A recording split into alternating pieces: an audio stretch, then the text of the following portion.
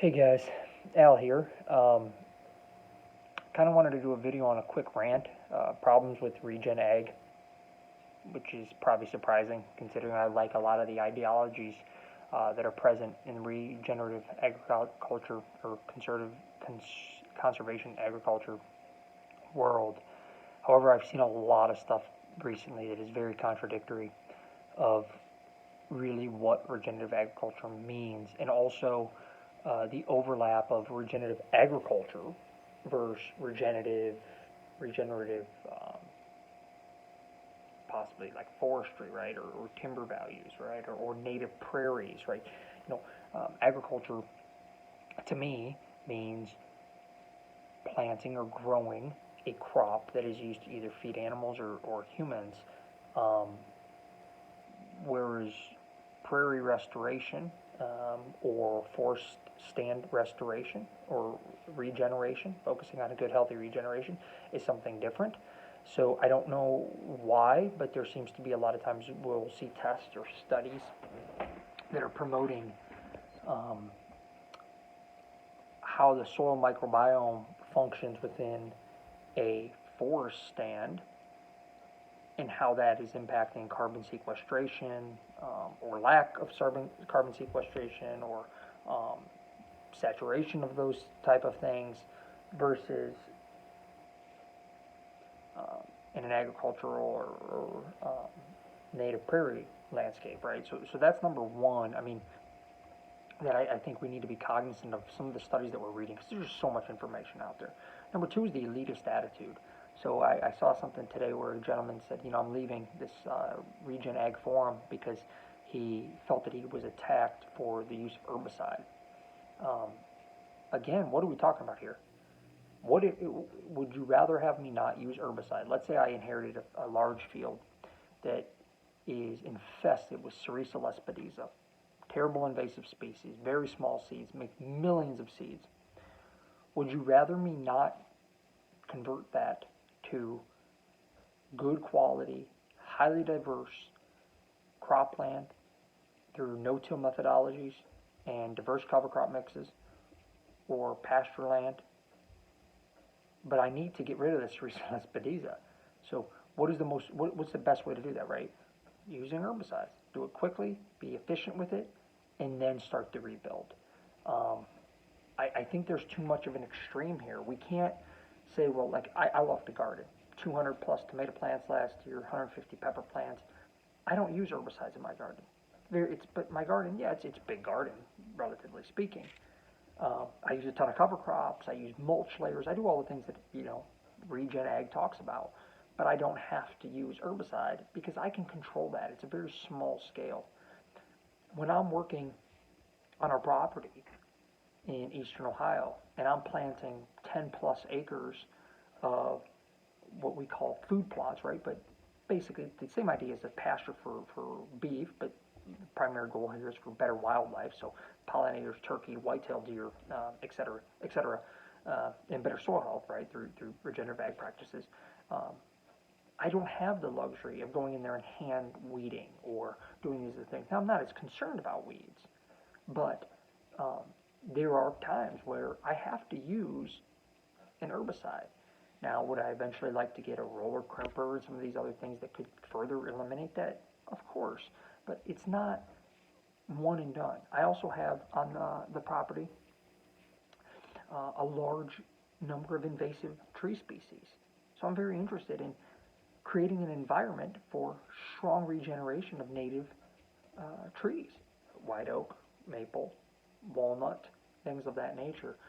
It'll never have a chance to regenerate if I don't handle the invasive species, such as Atlanthus, which is also tree of heaven, multiflora rose, bush honeysuckle, autumn olive. How tree of heaven reacts if I was to take a chainsaw and cut that down, right? Mechanical termination. It doesn't terminate it. That will then create thousands of suckers. I have to use an herbicide application to benefit the future generations. Now, I'm not saying to go wild with it and just be spraying it everywhere. It's very controlled, but there are applications for it. So I think we have to continue to be cognizant of that. We need to be flexible. This is fluid. We can't say, oh, Albert's garden does really well, so this farmer with a CEC in the 30s, right, heavy clay-based soil, can follow the same process that I'm following in a silt loam soil. There's so much variability in these things that we have to be cognizant of, like, well, it might take longer, but as long as we're working towards bettering the soil through these processes, we're all on the same team here. There shouldn't be any fighting in regards to how we get to that end goal, right? And even people like Dr. Christine Jones, I just sat through one of her webinars 2 weeks ago, and she talked about the phosphorus paradox. And somebody had asked about nitrogen, and she was like, well, I wouldn't go cold turkey nitrogen fertilization, especially if your soils are accustomed to getting nitrogen fertilization. So you might have to do a 3-year breakdown. Now that assumes you're using cover crops that are like legumes that are pumping nitrogen in the soil, but it takes roughly 3 years to really get that microbiome to be functioning the way that it should be. So be flexible. Don't just cast this shadow of judgment on top of somebody going, well, I'm fertilizing. Well, don't say no, you shouldn't, because maybe they need to, right? Now, maybe you can add value by saying, well, what type of fertilizer are you using? Are you interested in some compost? Maybe you can split it 50-50, right? Not as much synthetic, do some more compost, and then wean yourself off over the next, maybe it's 3, 5, 10 years as you build up the soil. But everybody's different. Here in Ohio, our soils are far different than those of ours in our neighbor state up north, which is Michigan. They have a lot of sand. Well, sand has very low CEC and nutrients leach out of it. It might take longer in a sandy soil to build up the organic matter and build up the OM. So maybe somebody needs to add a little bit of synthetic fertilizer, although you're going to leach some of it, to further increase their biomass above ground, to then have more to feed the microbes, right? So it's somewhat counterintuitive, because you're thinking, well, synthetic fertilizer might damage some microbial life, right? But you need to have the biomass as well. It's chicken and the egg situation. So again, I don't think it's one size fits all. I think there's a lot of farmers out there who are extremely knowledgeable on what they need to do. The other thing I will say is, I saw an article the other day that talked about fertilization of, genetic manipulation of crops to produce more root exudates. Well, that's fantastic, I suppose, if all other things in the system are working. If you have a monoculture that's producing more root exudates, but there's no diversity in root structure below the soil, right? And there's no diversity in plantings, so making other things bioavailable, and there's no diversity in your fungal systems, and there's no diversity in, or there's no lack of tillage, right, or ground disturbance, and there's no mulch layer or thatch layer covering the soil. Well, what are we doing with all these root exudates? Just pumping them into the soil and then turning it over the next week with a disc? Like, it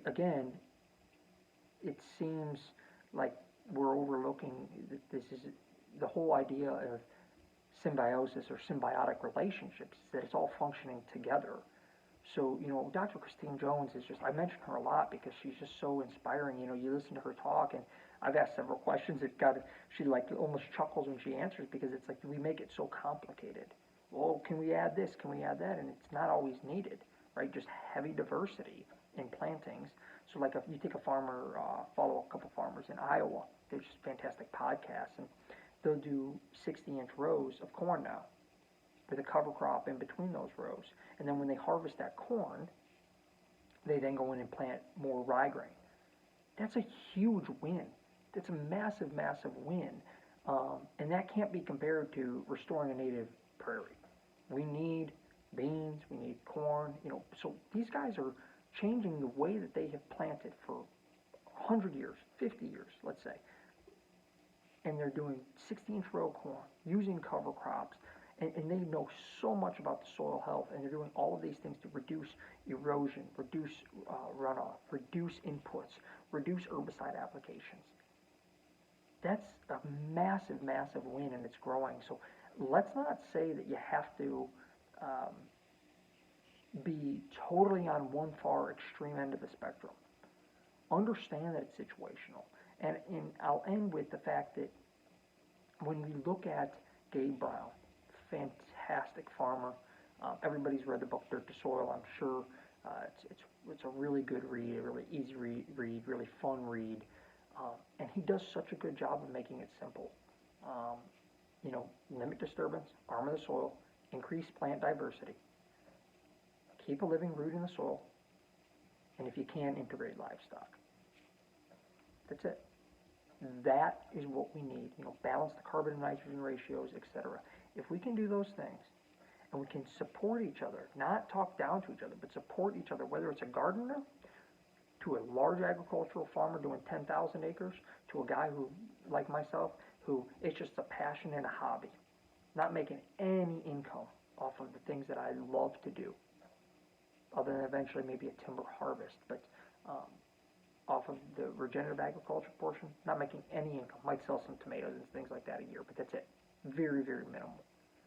It's a hobby. I love it. But that doesn't mean that I can't add value or somebody can't surely add value to me. I learn more about this every day. So try to look at it from that light.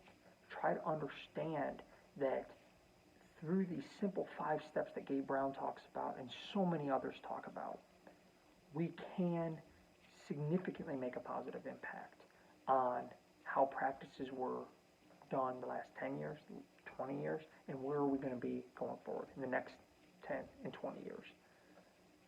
Dual cropping, cover cropping, 60-inch rows, increased diversity in pastures, reduction of synthetics, reduction of herbicides. It doesn't have to be hit the light switch off, we're going all one way or another immediately.